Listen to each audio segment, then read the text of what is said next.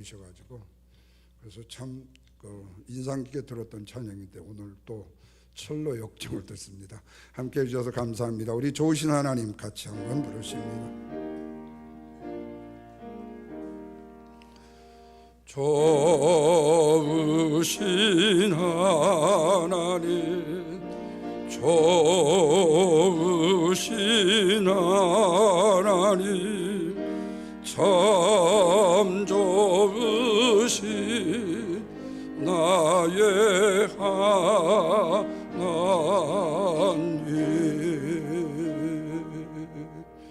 할렐루야, 아멘. 우리가 인생을 살아가면서요, 굉장히 그럴듯한 착각 속에 살 때가 있어요. 그 중에 건강에 관한 문제가 좀 그렇습니다. 누가 저보고요, 이 목사님 참 건강미가 너무 넘치시네요. 그러면요, 제가 기분이 굉장히 좋아져요. 그래가지고 제가 무릎이 아픈지도 모르고 어디 아픈 것도 없는 것처럼 내가 굉장히 건강한 사람처럼 으쌰하게 되어져요. 그러면 정말 내 몸이 안 아픈 것인가? 아니에요. 아파요. 다리도 가끔 아프고 허리도 가끔 아프고 어깨는 고질적이고. 근데 어떤 분이 건강이면 넘친다는 그 말 한마디에 어디도 아픈 것이 없는 것처럼 그냥 사라져버려요. 이걸 보고 그럴듯한 착각 속에 사는 어리석은 나라, 이렇게 말을 하는 겁니다. 저만 얘기하면 억울하겠죠. 얼마 만에 어떤 여성분을 만났다고 쳐보세요. 그것도 괜찮은 남자, 저 같은 정도 되는 사람이 아이고, 아니 그동안에 왜 이렇게 건강해지시고 이뻐지셨어요? 이렇게 하면요, 무슨 생각을 하신 줄 아세요? 그렇지 않아도 내가 요즘에 거울을 보니까 얼굴이 뽀송뽀송 잔주름이 없어진 것 같았어. 또 아들이 또 괜찮은 화장품을 사줘가지고 몇 번 발랐어. 그래서 얼굴이 좀 빛난 듯 했는데 어떻게 이렇게 귀신같이 잘하냐고 그렇게 해요. 그 말을 듣는 순간에 진짜로 자기가 예뻐진 줄로 착각에 빠지는 경우들이 많다는 거예요. 근데 이런 착각들이요, 신체적인 문제만이 아니에요. 우리의 신앙생활도요, 그럴듯한 착각 속에 살 때가 많아요. 우리가 믿음이라는 것에서 믿음 같아 보이는데 실제로는 믿음이 아닌 것이 있다라는 거예요. 그럴듯한 착각 때문에 그렇습니다. 이게 바로 뭐냐? 율법과 율법주의, 믿음과 믿음주의입니다. 지난주에 목회 칼렙에 썼죠. 여기에 주의, 이즘이라는 말은요, 내용이 없는 형식에 불과한데 진짜인 줄로 착각하는 거예요. 그래서 이 주의라는 말이 참, 이즘이라는 말이 참 중요해요. 그래서 이 시간에는 율법과 율법주의, 믿음과 믿음주의, 진짜 믿음, 가짜 믿음에 대해서 구별하는 은혜의 시간을 가지려고 합니다. 먼저 율법과 율법주의를 보겠습니다. 본문 19절 말씀 한번 다 같이 보십시다. 우리가 알거니와 물론 율법에 말하는 말은 율법 아래 있는 자들에게 말하는 것이니, 그래요. 먼저 율법입니다.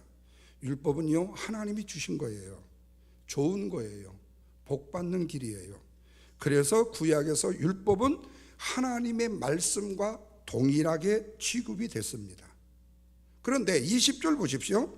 그 율법의 행위로 그의 앞에서 의롭다함을 받을 육체가 없다라고 말씀해요. 자, 이렇게 복이 되고 좋은 말씀인데도, 이런 율법인데도 불구하고 율법에 문제가 생겼다는 거예요. 그것은 그 율법으로 인하여서 죄인이 의롭다함을 받을 수 있는 길이 없다는 거예요. 그것이 율법이라는 것이 뭐냐? 그래서 우리가 율법 자체가 무엇인지를 아는 것과 율법대로 산다는 것이 다르기 때문에 그렇다는 사실을 알게 되어져요. 자, 율법은요, 죄를 깨닫는 거예요. 다 결론을 먼저 말씀드리면, 그러면 율법을 지킴으로 구원을 받느냐? 이 세상에 그 누구도 율법을 다 지킬 만한 인간 존재는 아무도 없다라는 거예요. 다시 말하면 죄를 지어서 죄인이 아니라 죄인이기 때문에 죄를 짓는다는 말씀이에요. 그런데 우리는 죄 짓는 것 자체를 그 사람이 못된 사람이다, 그 사람이 나쁜 사람이다, 내가 알아봤어, 이렇게 얘기를 해요. 그런데 내가 알아본 사람이기 때문에 죄를 짓는 것이 아니라 그 사람이 이미 죄인이기 때문에 죄를 짓는 것이다. 그러다면 이 세상에 죄인이 아닌 사람이 어디냐 그 말이에요. 그래서 이 세상 사람은 모두 다 하나님 앞에 죄인으로 설 수밖에 없는 거예요. 그래서 19절 다시 보십시오. 율법 아래 있는 자들에게 말하는데 이는 모든 입을 막는 것이다, 이렇게 말해요. 그러니까 율법 아래 있어서 율법으로 뭔가를 하고자 하는 사람들의 입을 봉해버린대요. 이 말은 무슨 말이냐? 우리가 율법 앞에서 나는 의롭게 살았어요, 하나님 나는 죄가 없어요, 너무 착하게 살았어요, 하늘에 우러러 부끄러운 점이 하나도 없은 생활을 했어요, 이렇게 말할 수 있는 사람이 없다라는 거예요. 이런 인생이 세상에는 없다라는 거예요. 그 누구도 하나님 앞에서 이유와 핑계를 대지 못한다는 거예요. 모든 사람의 죄를 지었으며 하나님의 영광이 이르지 못한다는 말씀처럼 심판과 저주 아래 있다는 것을 부인할 수가 없다. 그래서 거듭 말씀을 드리지만 율법은 하나님이 주신 것인데, 율법은 좋은 것인데 그 율법으로 구원을 받을 수 없다는 거예요. 그래서 이방인에게는 마음의 율법과 양심의 법을 주셨고 하나님의 택함을 받은 이스라엘 백성들에게도 이 율법을 주셨다고 했어요. 그렇다면 이 율법은 하나님이 주신 것이고 하나님이 주신 선한 것인데 그 율법으로 구원을 받지 못한다면 왜 구원받지도 못하는 이 율법을 하나님이 주실 필요가 있었는가를 물어야 되겠죠. 좀 똑똑한 사람은요. 자, 20절 보십시오. 율법으로는 죄를 깨달음이니라. 이게 정답이에요. 율법으로 구원받으려고 생각하지 말라는 거예요. 착하게 살았다고 네가 천국 아랫목에 앉는다? 너 아니라는 거예요. 뭔가 선한 일을 한번 했다고 하나님이 머리를 쓰다듬어 주셔서 머리가 빠질 정도로 아니라는 거예요. 예. 인간에게 율법을 주시는 이유가 뭐냐? 율법이라는 것을 통해서 내가 지은 죄가 뭐라는 것, 죄가 뭐라는 것을 알게 하기 위한 하나의 도구일 뿐이다. 그래서 율법은 마치 병원에서 치료를 받기 전에 어디가 아프다면 뭐 하는 거죠? 모든 검사를 하잖아요. 그래서 실제로요, 의사는요 기계가 말해주지요, 의사가 진단하는 게 하나도 없어요. 어떤 의미에서는 의사 되기는 어렵다고 그러는데 이 의사 노릇 하기는 굉장히 쉬운 것 같아요. 예. 왜? 기계에다가 가면 되는 거니까. 예. 어디가 어떻게 얼마나 아픈지를 정확하게 알아야 치료를 할 수 있다는 거예요. 그래서 율법은요 우리의 영혼을 검사하는 거예요. 우리의 영혼을 진단하는 역할을 하는 거예요.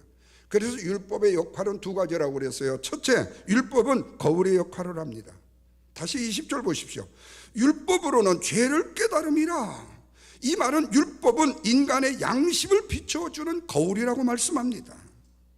혹시 오늘 아침에 초인적인 능력을 가지신 분이 돼가지고 거울 한 번도 안 보고 옷을 입고 거울 한 번도 안 보고 눈썹을 바르고 입술 이거를 바르고 오신 분 계십니까?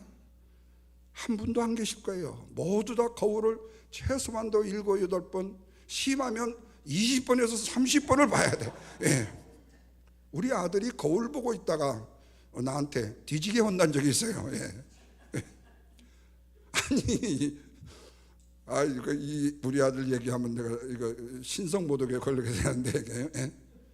아니 고등학교 실력도 못 돼가지고 좋은 고등학교를 못 가고 속이 상해 죽겠는데 내가 그러고 하도 화가 나가지고 제일로 꼴찌 고등학교에 원서 써주라고 선생님한테 얘기했더니 선생님이 진짜 써줬어. 그래가지고 거기다 원서를 지금 오늘 입학식으로 가는데 아침에 머리를 만드려고 그 머리 몇 개 되지도 않은 걸 30분을 만지고 있는 거예요. 내가 얼마나 화가 나던지요. 예. 그때만 내가 성화가 들돼가지고 엄청나게 말을 했어요. 예. 근데 이 거울 봐야 돼요. 거울은요 내외적인 모습을 보게 합니다. 내 속 사람의 양심을 보게 해요. 그래서 우리가 말씀의 거울에 비춰질 때에 내가 죄인이라는 사실을 알게 돼요.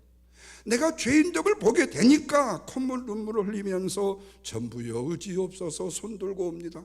그때 와야 크게 도움되는 것도 아니지만 어쨌든 그렇게 오는 거예요.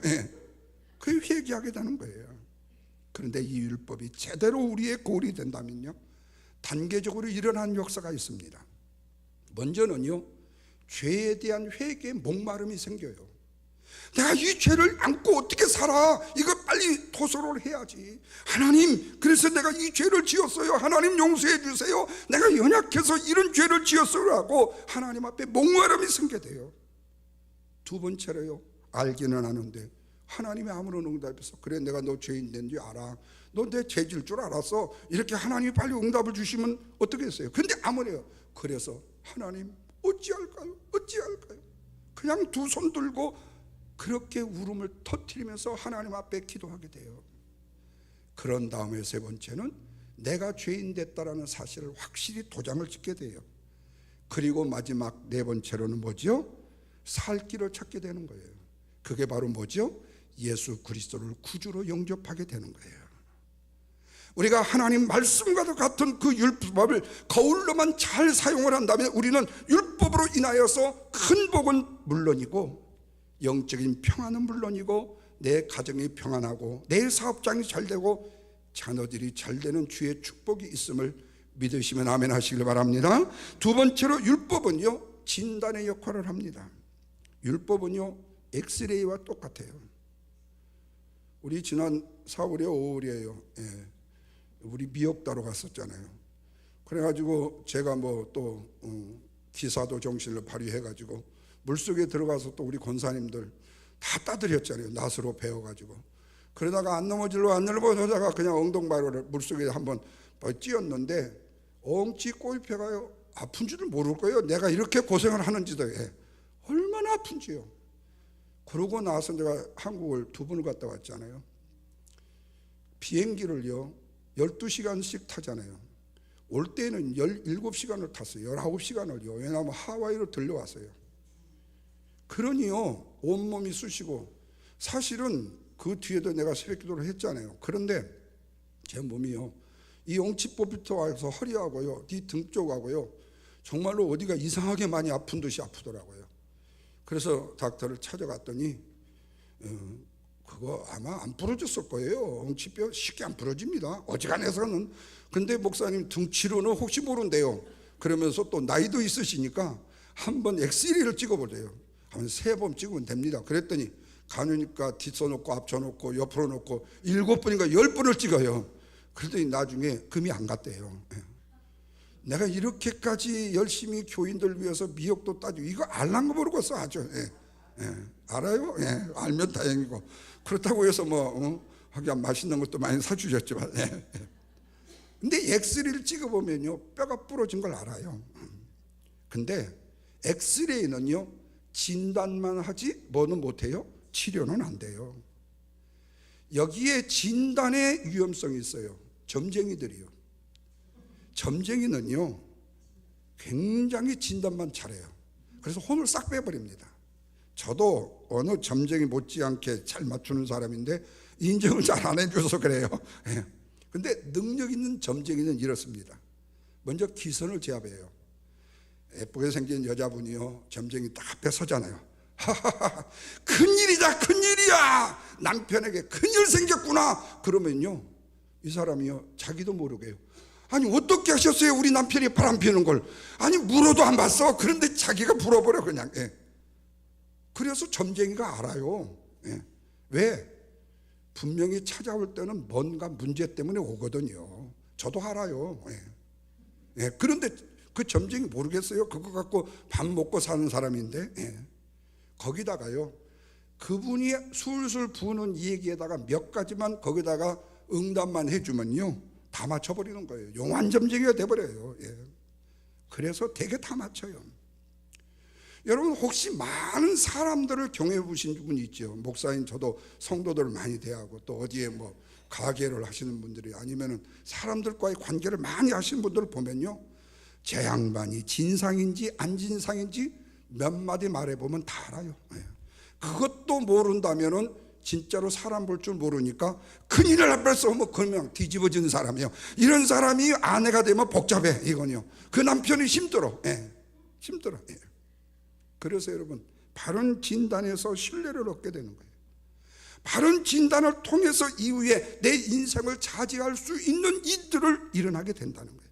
그리고 바른 진단은 어찌할 거라는 탄식으로 이끌게 돼요. 그래서 중요한 것은 아무리 깨끗한 거울로 나의 양심을 보고 나를 진단할 수 있다 할지라도 치료에 있어서만큼은 치료의 능력자이신 누구요? 예수 그리스도를 찾아야 된다는 거예요. 어찌할 거에 정답을 주시는 예수 그리스도를 찾아야 된다. 그래서 율법은 좋은 거울로 사용될 수 있고 바른 진단으로 사용이 된다면 좋은 초등학교 교사를 만난 것과 같은 것이지만 그거는 우리를 치료의 길로 인도해 주는 것뿐이지 그게 치료가 아니라는 거예요. 그래서 여러분, 오늘날 율법주의자들은요, 율법을 만능주의를 사용하자 하는 사람들이에요. 여러분, 법이라는 것도요, 사실은요, 일반의 상식인 겁니다. 근데 상식을 이 요사스러운 변호사들이요, 요리 돌려가지고 그걸요 피해요. 그리고 이 거짓된 판사들이요, 판단을요 잘못 내려줘요. 그건 늘 얘기하잖아요. 술은 먹었어요, 운전을 했어요, 근데 사고를 안 냈어요. 근데 잡혔어요. 음주운전 아니래. 사고를 안 냈으니까 음주운전이 아니래. 이렇게 판결을 하는 판사가 있거나 이것을 말이라고 변호하는 변호사가요. 어떤 변호사가 그런 얘기 합디다요. 시장이 사인을 했다고, 이거 시장이 사인했다고 그러니까 아니래. 그러면서 왜 아니냐 그러니까는 여러분도 운전면허증 보래. 운전면허증 보면은 거기에 운전면허증에 마지막에 사인된 사람이, 도장 찍은 사람이 누구야? 도지사가 되는지 나 잘 모르지만 교통국장인지 됐는데 그 사람이 찍었냐 이거요? 직원이 찍어주었지.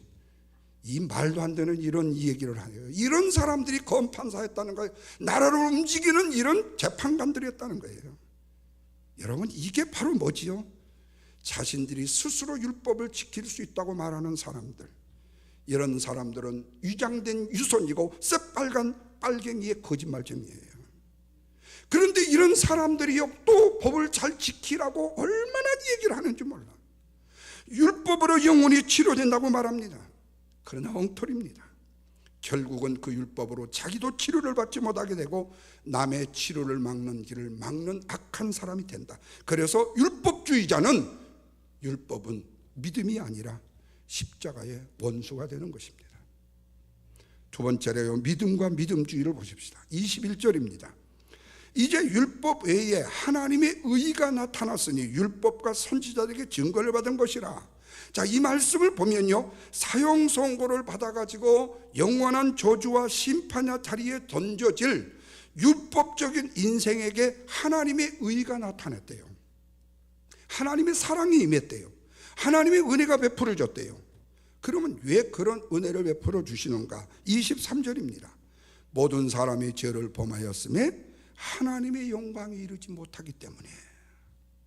하나님의 율법 앞에서 모든 인생이 사형 선고를 받았는데 영원의 사형 선고를 받은 우리 모두에게 큰 좋은 기쁨의 소식이 있다라고 말한다는 거예요. 하나님의 그거 놀라운 은혜가 있다라고 말한다는 거예요. 문제는 그거 놀라우신 하나님의 은혜를 어떻게 우리의 믿음으로 만들 수 있는가 하는 거예요.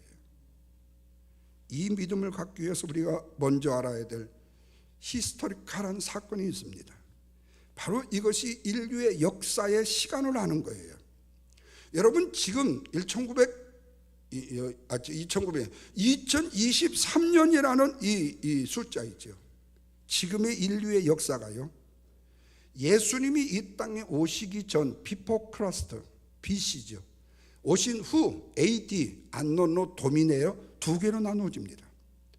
이 역사를 가지고 우리가 구약시대와 신약시대를 나누게 되고 구약의 율법의 시대와 신약의 복음의 시대로 나누고 구약의 애언과 약속의 시대와 예수님이 이 땅에 오심으로 애언의 약속이 성취되는 시대로 이렇게 나눌 수가 있어요. 이것은 바로 성자 하나님께서 하늘의 영광의 자리를 버리시고 인간의 몸을 입고 이 땅에 오신 성육신 인카네이션, 바로 성탄절이죠. 그 태어나신 나를 기점으로 해서 나눈다는 거예요. 예수님이 오심으로 인해서 1년이 시작된단 말이에요. 그래서 2023년이라는 지금 숫자는 예수님이 이 땅에 오신 AD를 나는 거예요. 그 이전에는 BC예요. 그래서 우리가 지금 새벽의 영광의 다름질에서 우리가 구약 성경을 지금 보면서요, BC 586년에 유다가 멸망했다. 그런데 나중에 페르시아의 왕을 도레스를 통해 가지고 이게 해방을 받았다. 그러면 그게 516년이다. 그러면 왜 숫자가 거꾸로 가? 그래, 이건 거꾸로 가는 거예요. BC는요. 예. AD가 앞으로 가는 거예요. 예. 그래서 그 증거로 뭐라고 그랬어요? 21절에 하나님의 한 의가 나타났으니 율법과 선지자들에게 증거를 받은 것이라 그랬어요. 그래서 우리의 구원이라는 것이 하나님의 의가 갑자기 왔기 때문에 이루어진 것도 아니고, 복음의 시대가 어느 날 갑자기 땅에서 솟아난 것도 아니고, 은혜의 시대가 갑자기 하늘에서 쏟아진 것이 아니라 모두가 오래전부터 하나님의 계획과 하나님의 섭리 가운데 하나님의 은혜의 시대에 그때에 왔다라는 말씀이에요. 그래서 여러분, 우리는 내 인생의 삶의 여정 자체를요, 그냥 재수가 없고 IMF가 와가지고 코로나 팬데믹이 와가지고 인생이 이렇게 결정됐다라고 얘기할 수 있는 핑계거리는 돼요. 그런데 엄밀하게 따져보면요, 하나님이 역사 속에서 내 인생과 내 삶이 이어져 간다는 사실을 잊지 말아야 돼요. 여러분, 나는 자연이라는 프로 자주 보시죠? 저도 자주 보죠. 그거 할 일 없을 때 그거 보잖아요. 예. 그런데 거기에 보면요, 거의 대부분의 사람들이 IMF 때 망해가지고 산속에 들어왔대. IMF가 없었으면 그분들은 산속에 안 들을 분들이었는가. 그래서 내가 그걸 볼 때마다 또 IMF 나온다 그러면 여지없어요. 작가가 틀림없이 그렇게 얘기를 해. 예. 근데 우리의 인생이요, IMF 때문이 아니라 코로나 팬데믹 때문이 아니라 하나님의 의가, 하나님의 은혜가 갑작스럽게 온 게 아니에요. 이미 하나님의 섭리와 은혜 가운데 은혜의 시대에 그때에 왔다라는 거예요. 그래서 우리가 예수 그리스도를 나의 구주로 영접할 때가 있고, 내가 믿을 때가 있고, 내가 버려질 때도 있어요. 그래서 여러분, 그때를 우리가 놓치면 안 되는 거예요. 그때가 바로 성령께서 나에게 주시는 은혜의 말씀이고, 은혜의 소리고, 은혜의 축복의 시간이라는 거예요. 그래서 21절 후반절에 보십시오.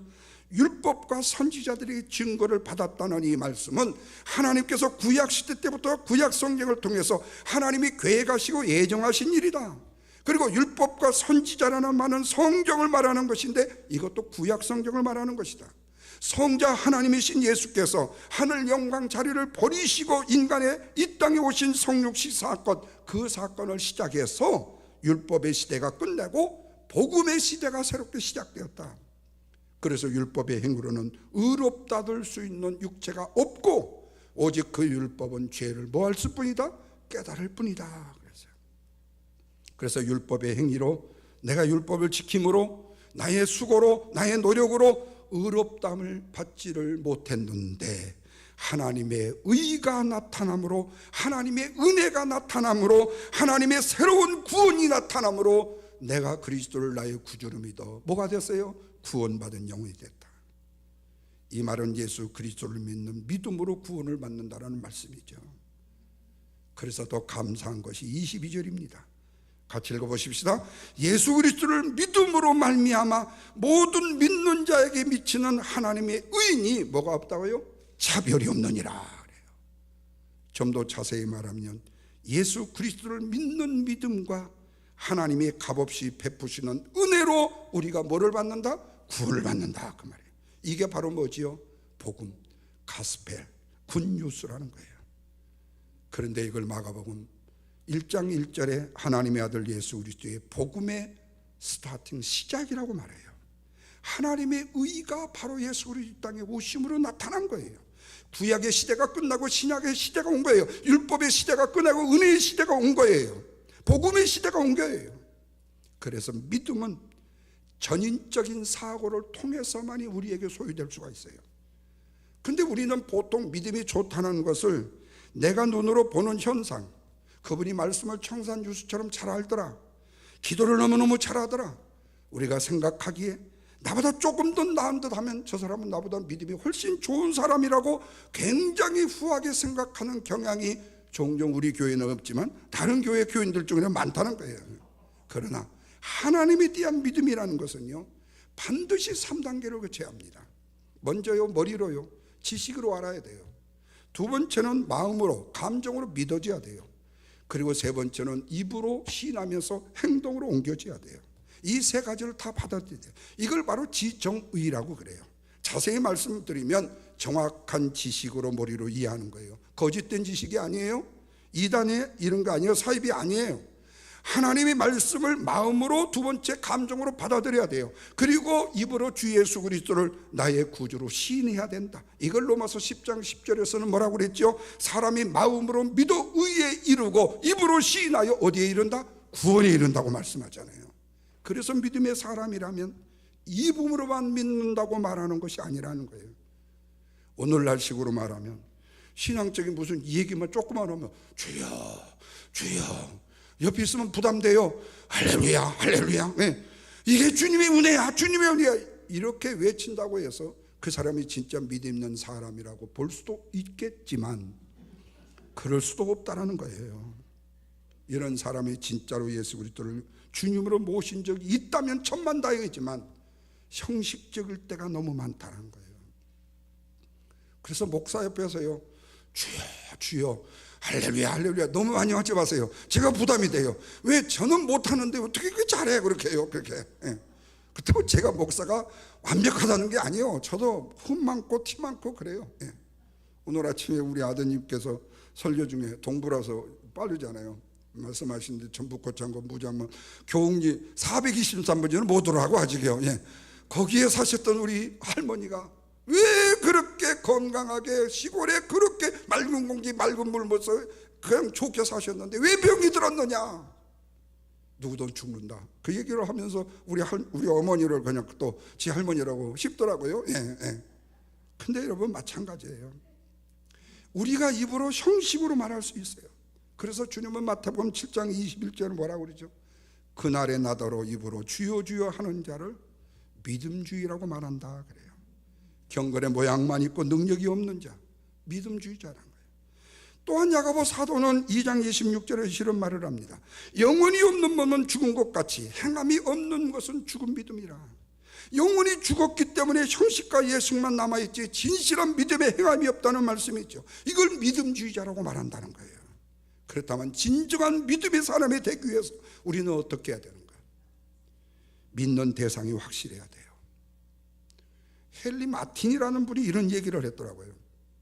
하나님의 성품을 묵상하는 시간만큼 가치 있는 시간은 이 세상에 더 이상 없다. 그러면서 하나님을 얼마나 사랑했나, 그 사랑을 묵상해야 된다.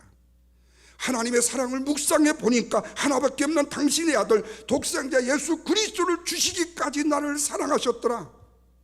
그 하나밖에 없는 아들을 주신 그 하나님께서 정말로 정말로 좋은 것을 나에게 주시지 않겠느냐? 안 주실 리가 없지 않느냐? 그래서 로마서 8장 32절에 확신이 나오더라. 자기 아들을 아끼지 아니하시고 모든 사람을 위하여 내어주시니가 어찌해 그의 아들과 함께 모든 것을 우리에게 주시지 않겠느냐고요. 그래서 우리는요, 하나님의 절대적인 속성이 있죠. 전지전능, 영원불멸, 무소부재, 그 하나님의 지혜를 묵상해야 된다. 그러면 그 지혜의 하나님을 영접함을 통해서 그의 아들 예수 그리스도를 내 것으로 굳건하게 만드는 믿음 위에 우리 자신이 세워지게 된다는 거예요. 그리고 신실하고 진실한 믿음이라는 것이 지식의 훈련에서만 나오는 것이 아니라 하나님의 말씀을 묵상하면서 나온다는 사실을 깨닫게 된다는 거예요. 사랑하는 여러분, 결론입니다. 제임스 파커가 쓴 책 중에 하나님을 아는 자, 로잉 오브 가드라는 이 책이 있습니다. 이 책은 기초 신앙인들에게 상당히 좋은 감동을 주는 신앙이고 신앙을 굳건하게 하는데 굉장히 도움을 주는 책이에요. 근데 그 중심의 내용이 이거예요. 힘써 하나님을 알아라. 거기에서 강력한 파워가 나온다고 말을 해요. 믿음이 나온다고 그래요. 페이스 나온다고 해요. 그리고 덧붙여서 믿음 같아 보이는 가짜 믿음은 항상 멀리 내던져버려라. 그리고 율법이 주는 목마름으로 예수 그리스도를 꼭 붙들어라. 그래서 믿음이 주는 삼위일체 하나님의 풍성함을 일상에서 누리는 복을 가지라고 말씀했더라고요. 그것이 믿음의 성장이고 그것이 영적인 부흥이고 그것이 믿음의 승리이기 때문에 그렇습니다. 그래서 여러분 항상 좋은 말씀과 믿음을 사모해야 됩니다. 말씀과 믿음은 항상 옳기 때문에 그런 거예요. 그러면 우리의 상황이요 아무리 절망적인 상황이라 할지라도 항상 그 길은 열리게끔 되어져 있어요. 그래서 믿음은 무조건 붙들고 있어야 된다. 이 믿음으로 충만한 저와 여러분 되시기를 주님의 이름으로 축원합니다. 기도합니다. 하나님 감사합니다. 우리에게 허락해 주신 아름다운 믿음은 내 지식으로 내 인간적인 힘으로 율법으로 내가 소유한 것이 아닙니다. 율법을 통하여 내가 죄인됨을 깨닫고